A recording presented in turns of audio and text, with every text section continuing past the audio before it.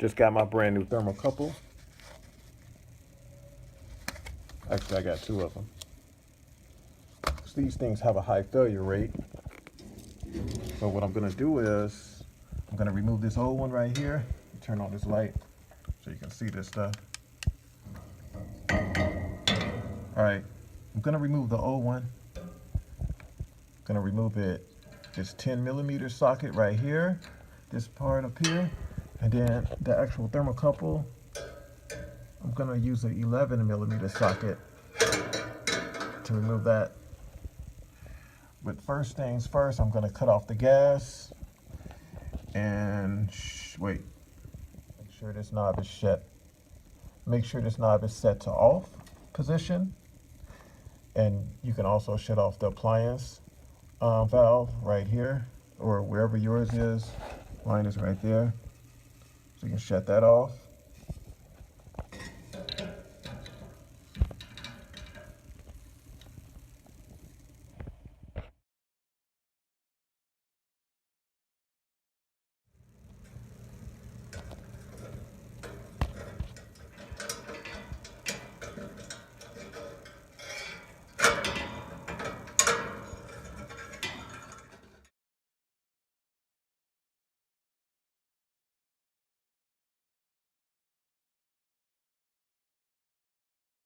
Okay, it's time to put the new one in. So I'm just gonna push it in like this up there. I'm gonna bend this thermocouple a little bit, but push it in there like that, and manually screw that in.